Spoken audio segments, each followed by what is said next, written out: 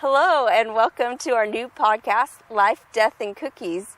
This is our first episode, and thank you so much for joining us in our journey. I'm Shar Tanner. I'm Oliver Tanner, and you may notice a family resemblance. Not really. We're married. We've been married since 2000. The great thing about being married in the year 2000 is that it's easy to know how long we've been married. So we were married in October. So we've been married for 21 years. It'll be 22 years this October. And we have 4 kids together. And some of this information you may already know if you have seen any of our other stuff. We also have another YouTube channel called Tanner Style, and feel free to check that out. Anyway, we have 4 kids: Olivia, Dominic, Lindy, and Joseph. And, you may hear a little bit of background noise. We apologize for any of that. We've done our best to minimize it, but we are shooting this episode and all of our episodes out here on a little piece of property that we own in Osawatomie, Kansas. We were fortunate enough to be able to buy it last year. We don't really have very many other spaces to do this, so we're using what we've got, and I hope that what we have to talk about will be better than all the noise that we get, and we can bring some value to this. And we appreciate your patience as you kind of go through this with us. I guess maybe I'll tell a little bit about myself. I grew up in Vacaville, California as the 6th of 8 children. I grew up in the same house my whole life until I moved when I was 18 and I moved off to college. I was a pretty normal kid. I was quiet and shy, and it wasn't until I got older that I'd become a little bit more peculiar. My family was known for 2 things. One was that we were a big family, 8 kids, and then the other thing was that our family had a family singing group. And I was never actually officially part of that singing group, but I do love to sing, and I prefer to sing alto because I love harmony. One of the defining things about myself is that I took the California High School Proficiency Exam when I was 16 years old, and I like to say I dropped out of high school. But I did pass that test, which is basically equivalent to the GED. And then right from there, after I passed that, the next school year I started at the local community college attending school, and I transferred to California State University, Fresno, where I got a bachelor's degree in sign language interpreting. I got interested in sign language when I was in 2nd grade. My 2nd grade teacher, Mrs. Miller, she used sign language as part of her classroom management, and I fell in love with it. And I knew when I was older that it was time to decide what I wanted to do with my life, that I wanted to use sign language in some way. That's what led me to Fresno State and sign language interpretation. Another defining thing is that I homeschool my kids, and I'm very passionate about homeschooling. I guess a lot of homeschoolers are. This is our 9th year of homeschooling. It took me 5 years from the time that I said I should homeschool, but I'm never going to do it, to the time where we finally started homeschooling. And part of that... I was against homeschooling adamantly. I was like, you want to do what with our kids? Yeah. And, I was not having any of it. She was insistent enough, though. When we finally started, I was kind of like, okay. But I was definitely not on board. But over time, I have kind of changed how I feel about homeschooling. Sort of. All of the objections that I had to homeschooling before, I still have. I still think homeschooling can be crazy and sometimes can be a really negative experience, and part of that is because I was homeschooled for a little bit when I was growing up, and it was a really, it was not positive at all. And so I didn't want to engage in it myself. But, you know, over time as I've come around, the thing that I like about homeschooling is being able to customize education for each individual child. And some of our kids do have some unique needs and interests that homeschooling has been good and helpful for. Maybe we'll talk about that in some other part. So I do just want to say, you know, with this podcast, it's life, death, and cookies, right? And of course, you know, the cookies, we like to try a cookie at the end of each episode, so that's kind of where the cookies comes in. But sometimes with, like, we're going to go over our topics a little bit later, sometimes it seems like maybe there's a heavier emphasis on death, right? But we also will be talking about life. Mm-hmm. And we will be talking about kind of the difficulties of dealing with life and talking about some of our challenges. So, you know, like I'm talking about these unique things with our kids. We'll get into all of that later on as we continue on with this. Anyway, so you talked a little bit about yourself. I guess I'll... Well... Or are you done? I wasn't. Oh, okay. Well, then continue on. So, yeah.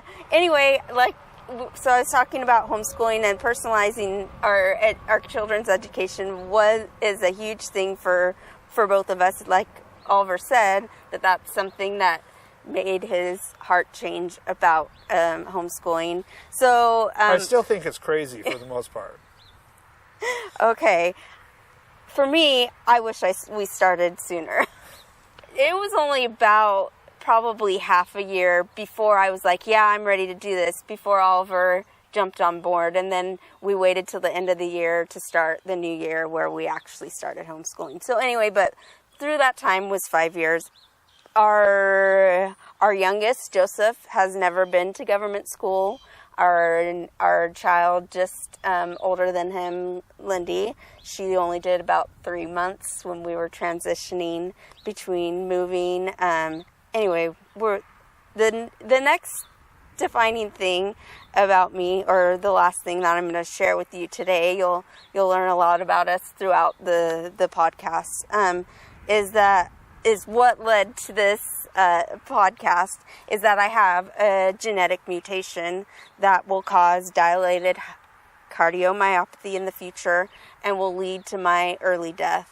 I won't go into any details about it right now because we will talk about it probably almost every episode. Yeah, this is kind of a big deal in our lives. And part of what led to this podcast was, you know, we talk about this stuff at home all the time. We've been talking about this for years, you know, and so I have known that Char was going to die young before we even got engaged. I knew. And, you know, we can talk about that some other time. I didn't have proof, I didn't have evidence, but I knew enough about genetics to be able to recognize the genetic mutation in her family and to put things together, connect the dots. And I had it figured out quite a while ago. About 22 years ago, actually. Yeah. So I figured, I've known this for a while. We've kind of talked about it off and on. And, you know, her family has had struggles with this because multiple people in your family have this genetic mutation. Mm-hmm. And, you know, we'll talk about that. It's already claimed some lives. And, yeah, and it doesn't stop there either. 3 of our children also have this genetic mutation. Our daughter Olivia, our son Dominic, and our son Joseph.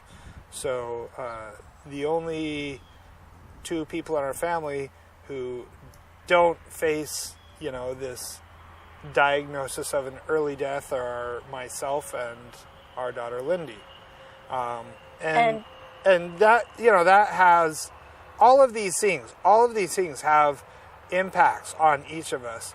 And all of these things are things that we have all had long discussions about.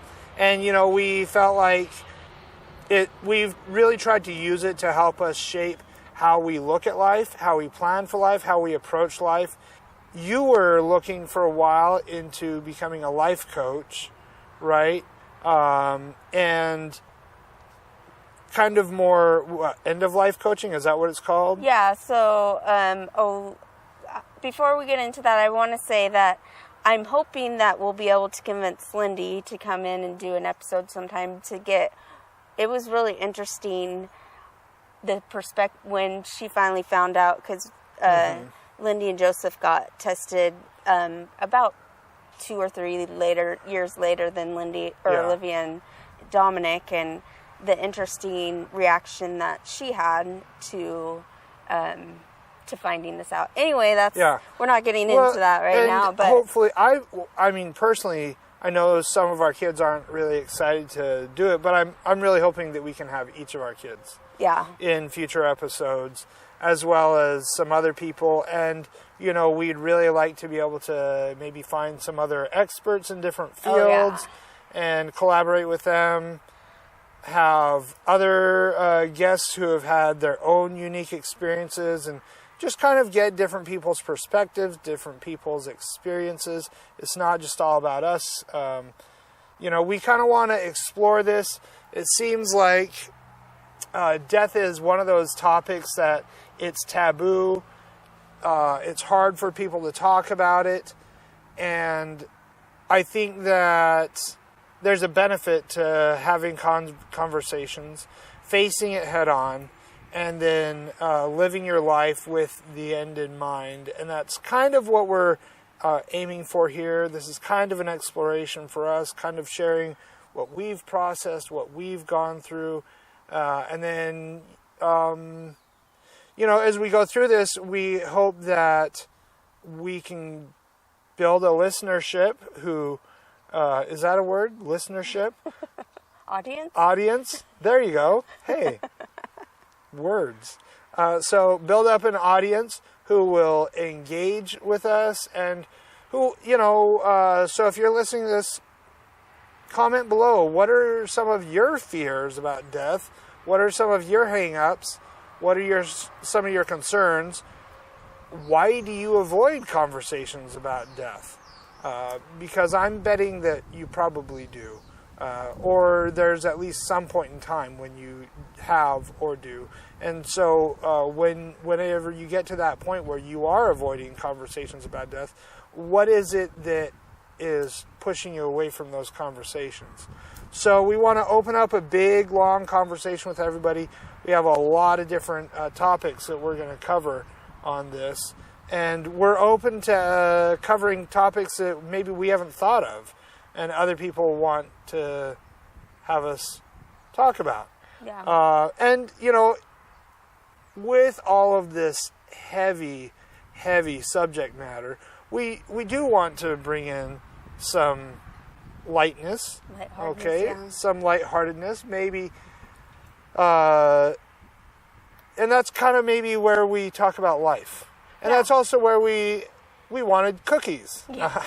Well, and also another thing that, you know, we use a lot of humor associated with, not irreverently, but I guess as a coping mechanism with the topic of death. And we, like we said, we talk about it as a family a lot, and we, you know, it's something. Well, yeah, and I think if you can't joke about dying, I don't know, maybe it just gets depressing. Yeah. Oh, for sure. So, anyway, I never said any. I guess I should tell you some things about me, too. So, like I said, we have a channel, Tanner Style, but I really am the one doing most of the videos. So, I'm the one you're going to see mostly on those videos. Feel free to check that out. You'll get to know me a little bit through there. So, I don't want to necessarily go into too much information that's covered in other places.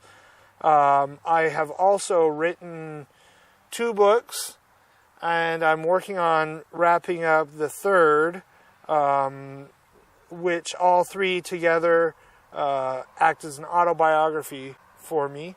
I have lived a crazy and difficult life.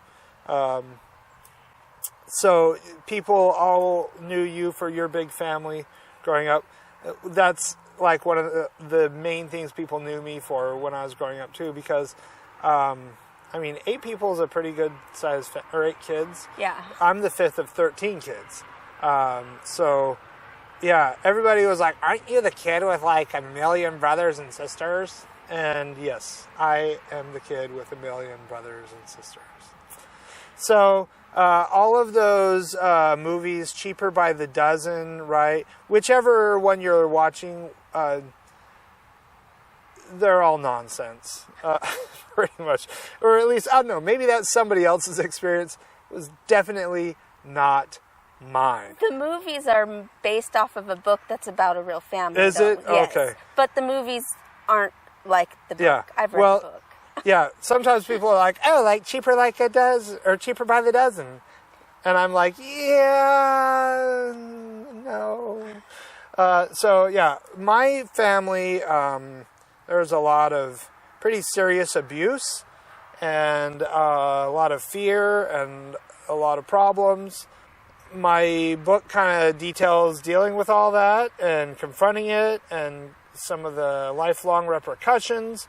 And then the third book that I'm finishing up now deals, the first 2 books tell more of the narrative. The third book finishes the narrative, but also digs more into meaning making and what are the lessons that I've learned and what do I take from it all. And anyway, you just finished giving it a read through. Mm-hmm. So overall, we still got some work to do on it, and we're trying to touch it up right now, and then I'll send it off to my editor, and then hopefully we'll get it published before summer is kind of the goal that I have in my head.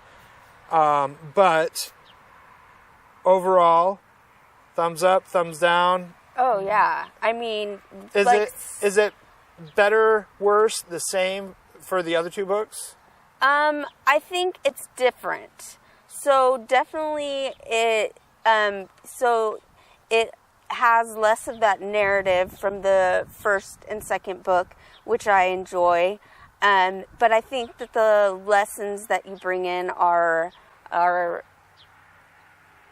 can I say essential lessons for life? No, you cannot say that.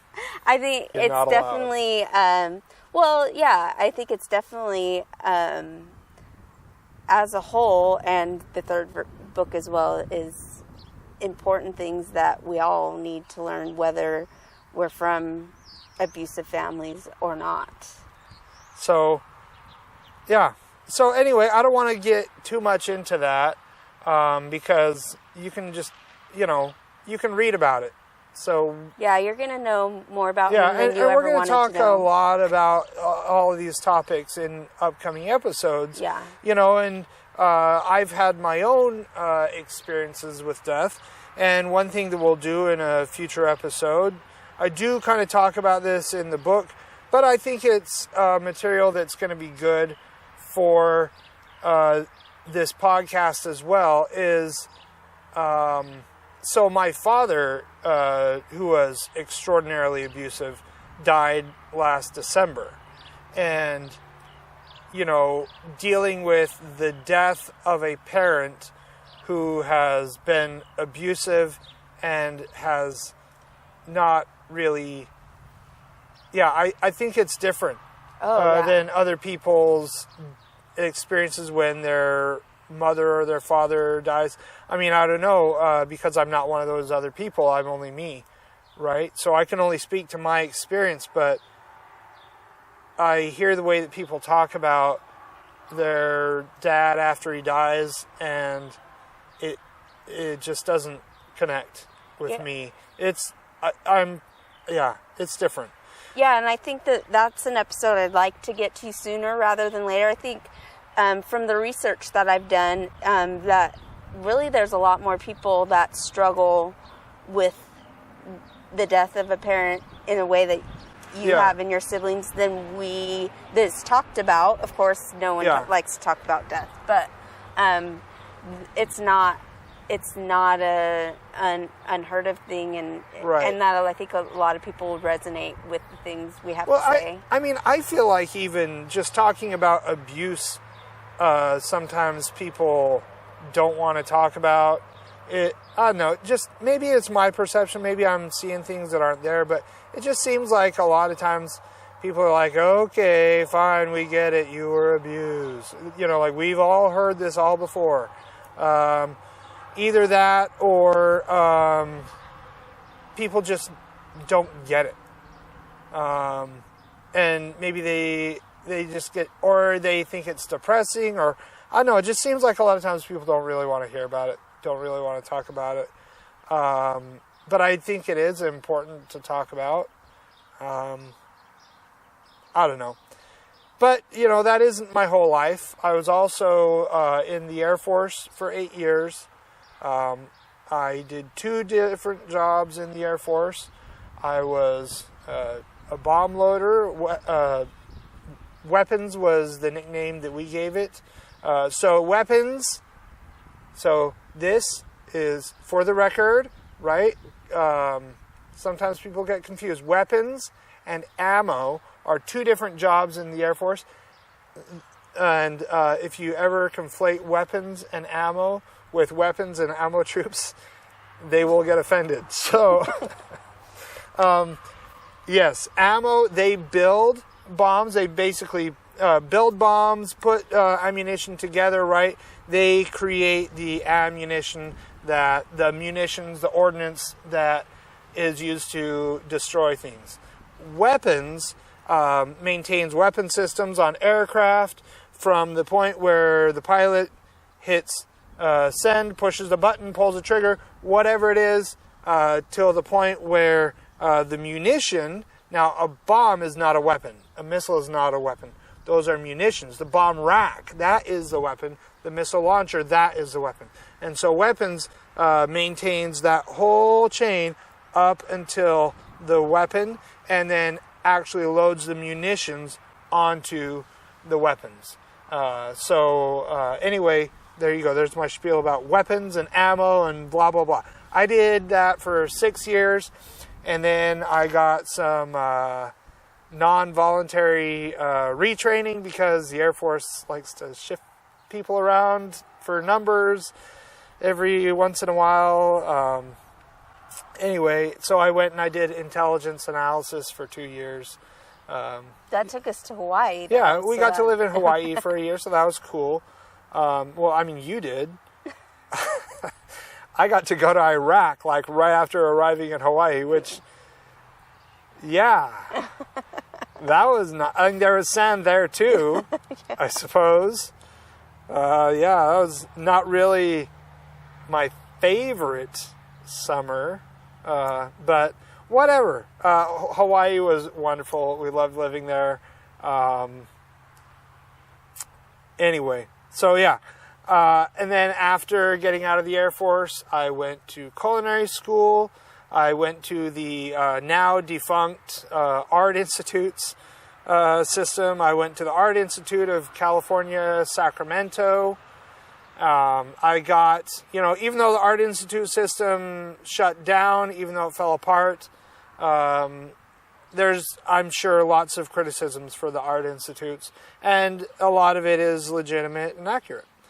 But none of that changes the education that I got there, and I really did get a pretty fantastic education at the Art Institute. I had some really incredible instructors. I got some really great opportunities, and I was able to get, I believe there are a few other programs out there now for it, but at the time, in 2011 when I started, the Art Institute, they were the only people that had a bachelor's degree centered on culinary arts. And so I have a bachelor's degree in culinary management, which is basically your standard business management, but also culinary school, all jammed together, and all of your business management classes go in the direction of food service. So I really loved it. I learned a ton. I had some good achievements while I was in school. And the Art Institute system may have been messed up by people mismanaging funds and everything, but be that as it may, I got a fantastic education there, and I achieved something good, I think. So, anyway, I love food. I also have done some fruit and vegetable carving in the past. I kind of stepped away from it for a long time. Maybe we'll talk about why in a future episode. Just kind of my own struggles, really. And then some of it was where we lived. But anyway, I'm thinking about getting back into it a little bit more, and I may be starting up a TikTok channel. I almost want to kick my own butt for even uttering that sentence. I don't know. I'm still wary about the whole TikTok thing. So maybe we want to move on to why we're doing this podcast. We've talked a little bit about it. Yeah. So in this podcast, you'll be coming along on our journey, our adventure of life, and accepting the early death of myself and 3 of our children. And I hope that it can be helpful in your own journey of accepting yours or someone close to you if they've got a diagnosis. Or if you're, someone who you love has recently passed away, and we realize that over the past couple of years, there's kind of been an elevated number of people passing away. And, regardless of your financial status, of any of the things that you face in life, where you live, how big your family is, anything, regardless of anything, one of those things that affects everybody equally is that everybody is going to die. Nobody gets out of here alive. We're all going to die.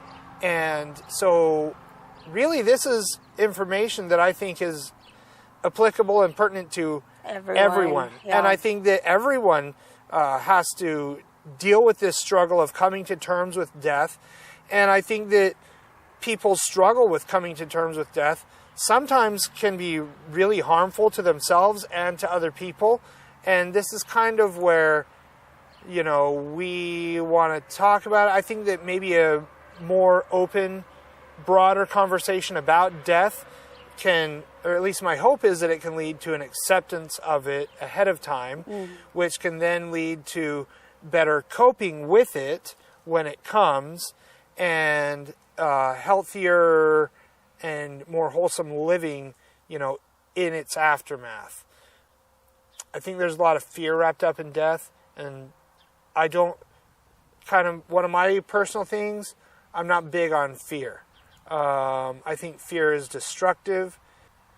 Yeah, I think fear is often used in a really negative way by society, in general, by cultures, by, lots of places, lots of different sources. I think fear can really be a really bad thing and can hurt people in ways that maybe aren't intended. Maybe people think, my fear is justified, and my fear of death is justified, and it may be, but anyway, that's another episode. Well, and I think that goes on to kind of into my second reason, and we've kind of talked about a little bit, is death being, we'd like that death to be less taboo, and and it used to be death used to be more of a rite of passage, like a wedding or a graduation. Right. And now we've gotten to this thing where everyone's scared of it, and we can't talk about it, and it was a family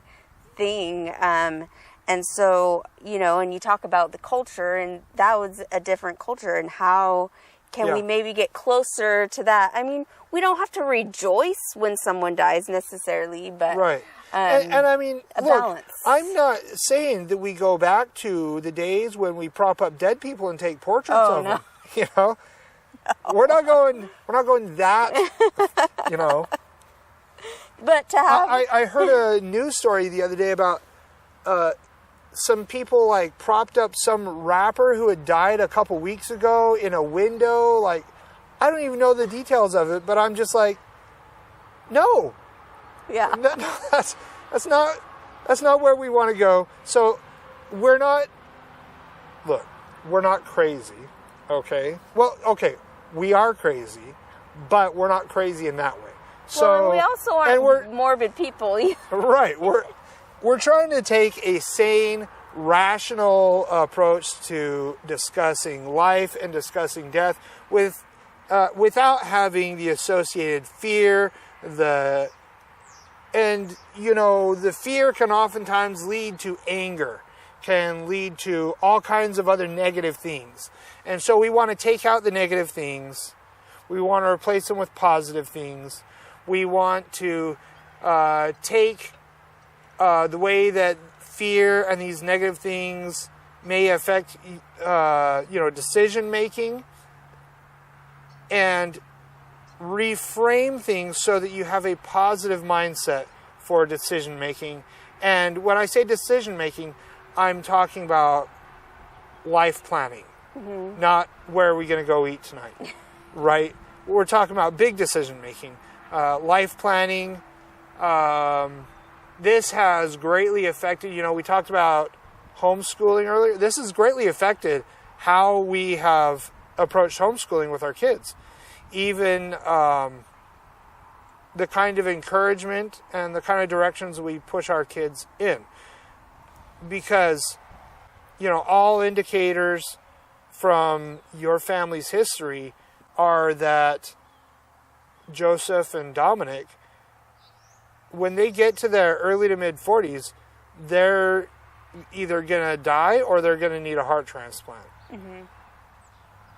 And, when that's the case, you don't want to wake up at 38 and go, oh, okay, well, I've been kind of screwing around and exploring and finding myself all these years. Now I'm going to get serious and get my career going. Mm-hmm. Because if you do that, it's too late. Your family is going to be who pays the price for it. I mean, sometimes there are real consequences, and sometimes life has to be approached in different ways. And so this has all definitely had a major effect on how we teach and lead our family. Yeah. And so I think another, as you gave some of those descriptors, I think also gaining a healthy respect for death is another thing. So my kind of last reason, you kind of brought up earlier about the end of life coaching. So a lot of people have heard of life coaching. So I got interested, it was about a year ago, I think, when we first started talking about my end of life coaching and this podcast. And I don't know which came first, the chicken or the egg, but we started talking about it. I think it was also connected at least partly. Yes. With, so a year ago, I was also I was enrolled in a master's program at Mid-American Nazarene University, MNU, for mental health counseling. So I was enrolled in a master's program, and I did a year of the program. It's a 3-year program. So I withdrew from the program last August. I am not going to go back to it. I'm not going to continue pursuing it. There are reasons for it. I talk about some of those reasons in book 3, and maybe we'll talk about some of those at some point in the future. But, I was learning a lot about different things, and we were making discussions. I think that had an effect on you deciding, maybe I'll try out this life coaching thing. Well, yeah. That and a friend that you have that was also studying it. Oh, yeah. She was doing, general life coaching anyway, and so that put life coaching on my radar. Right. Because I had never heard of it before. I haven't started a life coaching business yet. I don't know at what point. I've been doing the studying, doing a lot of research, and I've taken a class for general life coaching, and then I've read other things to bring the end of life / grief coaching in with that. But so this would be like when I do the life coaching business, that will be almost 100% focused on the client, as it should be. And so this is more, and it would be more geared towards that person and their needs. So this podcast will be kind of an outlet that I can give general guidance.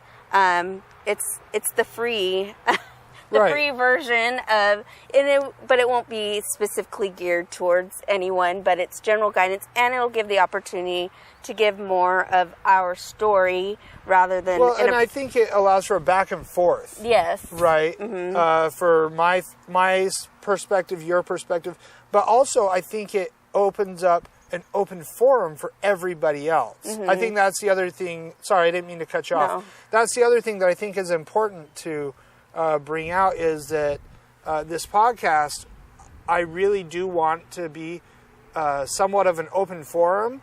So anybody listening to this, we want comments, we want questions, we want anything that other people are interested in, anything that other people want to talk about, want to hear about.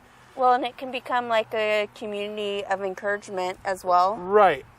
And support for other people who, as listeners start dealing with their own difficulties and problems, then, we want to be able to support you. Okay, sorry, we had a little bit of a break. We had a technical difficulty. Sorry about it. Maybe we seem like we lost our train of thought. Anyway, let's pick up where we were talking about. Yeah, so the podcast, End of Life Coaching. Yep. And having this back and forth. Oh, yeah, a community where there may, you obviously you found us for a reason. Of course, in the beginning, we're going to have friends and family that are just here to support us. But if you find us organically, you're here because you're grieving. And so we can be a supportive community to each other. Yeah. We want to help other people. We want to, we don't have the answers to everything. We're working through our own questions and difficulties as well. And so, we want to just be real open with this, want to live life, I guess with you, and I guess everybody pitch in together. So yeah, we do want everybody's contributions as much as we can get it. And, if we can get comments, reviews, whatever, if there's something that, I don't know, maybe you think I should shine my head before each episode because it's too dull, we can go with that, I guess. I don't know if whatever feedback we have, we'll try and get to as much of that as we can as we go throughout this thing. And how long is this podcast gonna go on for? Well, we really don't know. We have a bunch of topics to cover in future episodes. I don't know. We don't need to go through all the topics right now, do we, Char? No. Did you cover all? I went through my list of whys for the podcast. Did you cover? I think that we've covered the reasons why pretty well. Well, so then I guess I haven't. We've talked about a little bit about our qualifications for this. I had a few more. Of mine that I was gonna. Sure. So I talked about the end of life coaching business.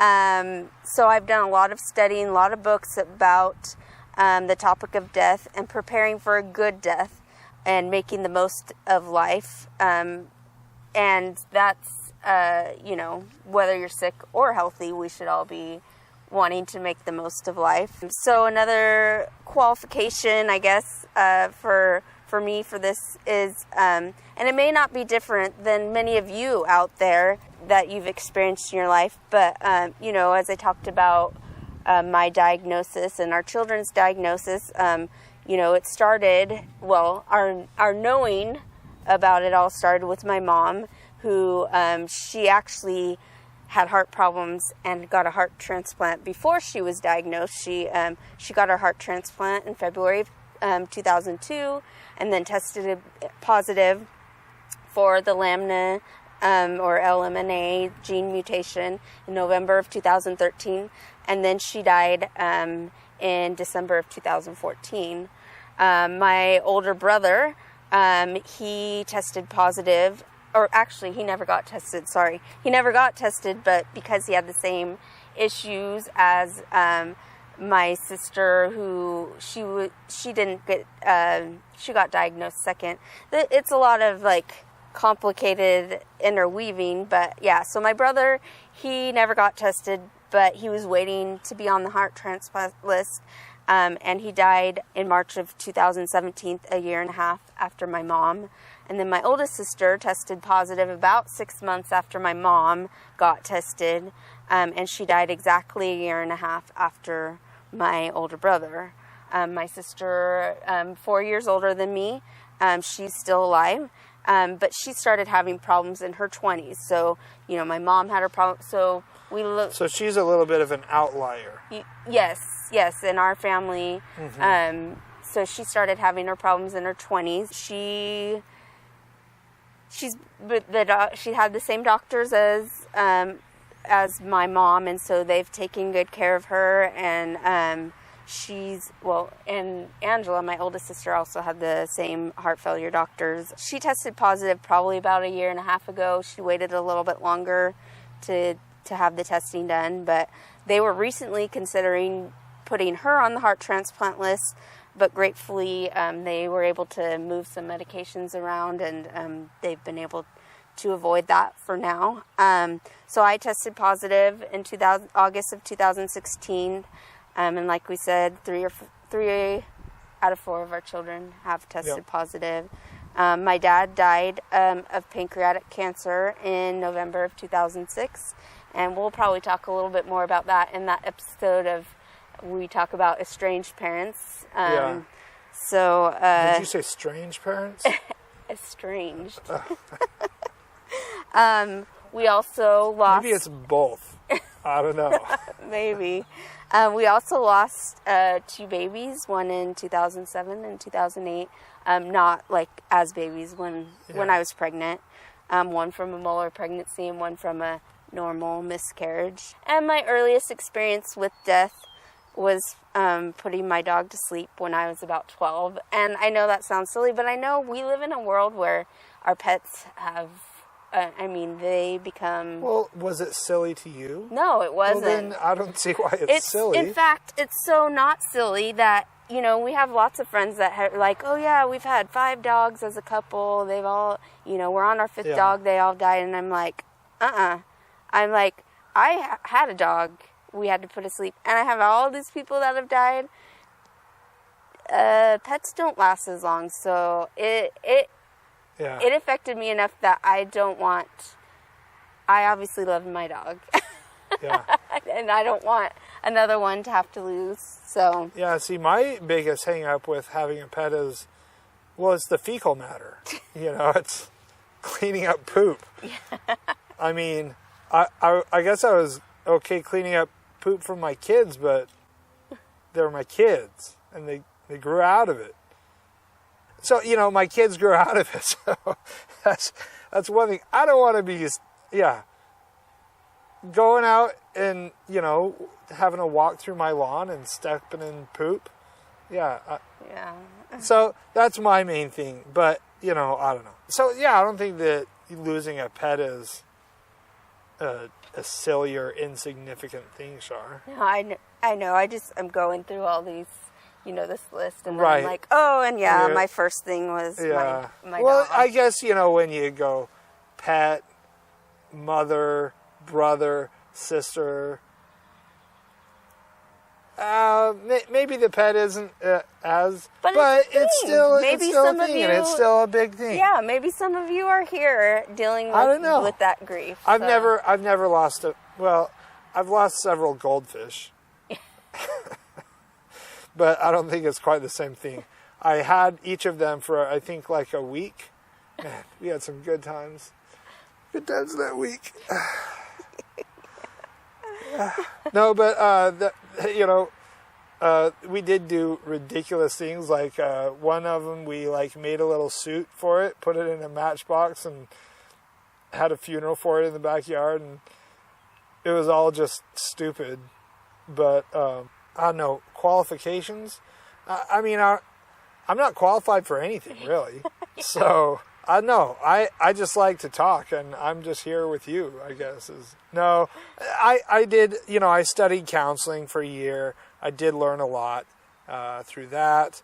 There's my whole crazy life experience, and my earliest experience with death. So I've had a lot of people around me die, and I've had a lot of crazy experiences with death. My earliest one was probably before I was born. My sister born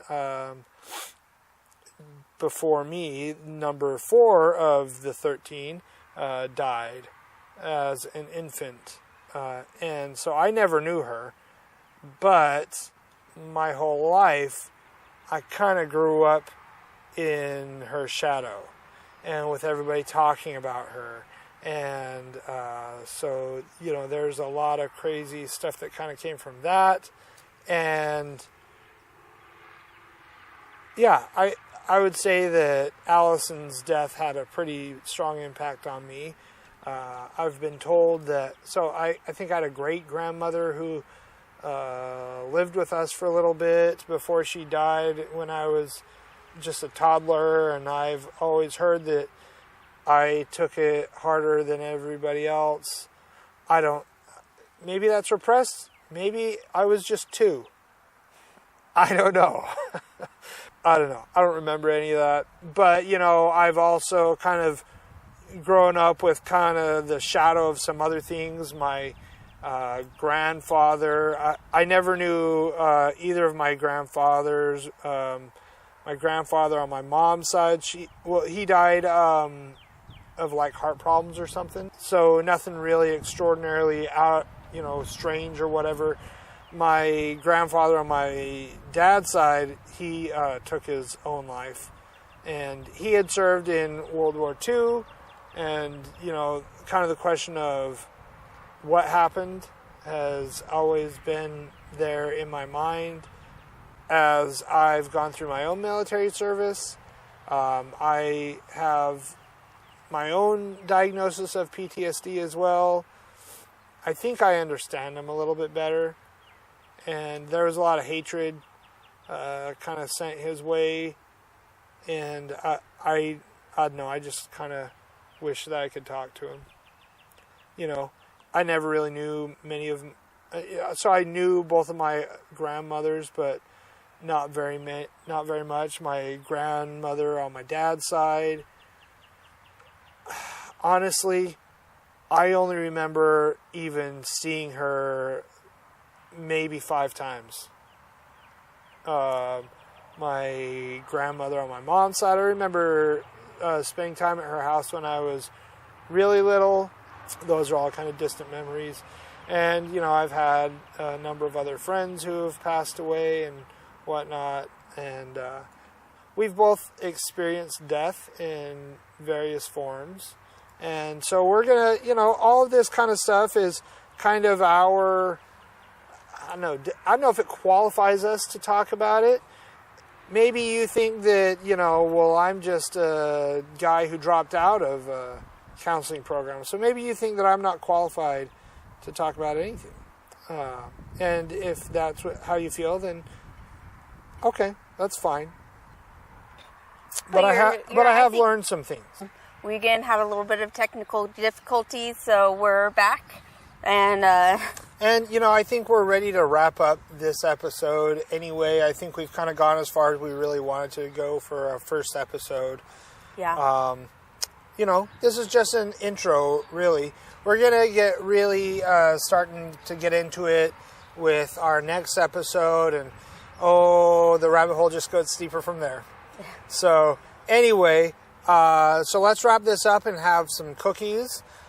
Yeah, so in future episodes, do you want to talk about while we get our cookies ready here? Yeah, so some of the things, one of the things that I was thinking about when we were talking about qualifications that is something that we'll actually talk about in one of our episodes is writing your own funeral, which is Here, something... I have a list that we created a while ago. Okay. You can look at that. I've actually written my own funeral, and that's something that we'll go over in a future episode about how to do that. And then also things like learning to live your everyday like it's your last day, or, those kind of cliche type of things, but they're really important things. We'll talk about healthcare issues, family members not agreeing with your care choices. I think we should wrap it up, though, because I think we're getting along, and let's eat some cookies. Okay. So, look, there's lots of really great stuff we're going to be talking about. We just want to give you enough to get you excited to come back for the next one, right? Yes. So the next episode, second episode, I believe we're going to be talking about dealing with a diagnosis that will end your life, yeah. Right. Okay. So this week, our cookie that we have some oatmeal raisin cookies made by our daughter Lindy. Like I said, I've been to culinary school, I've been trained, and I have taken it upon myself to train my kids, and I have specifically sat down with Lindy and trained her on baking. But let's eat some cookies real quick here. And this is a recipe that she got from your culinary school. Oh, really? Yeah, from your recipe. I don't know what you... Yeah. I got a bunch of recipes from when I was in culinary school, so I guess this is one of them. Mm-hmm. And this is really good. It's nice and soft, but has a little bit of crunch. Yeah, it's crispy on the outside and chewy in the middle. And it was made with real butter, and you can tell. Oh, yeah. Yeah, no, that's one thing I insist on. When we do cookies at home, only real butter. Nothing else is good enough. And yeah, when you eat it,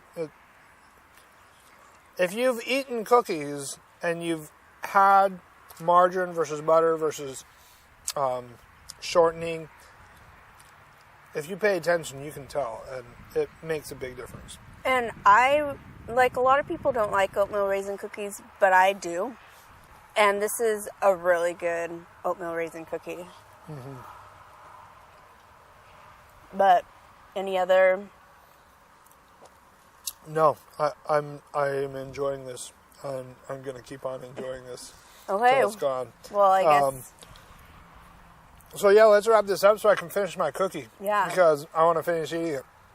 Thanks for joining us for Life, Death, and Cookies.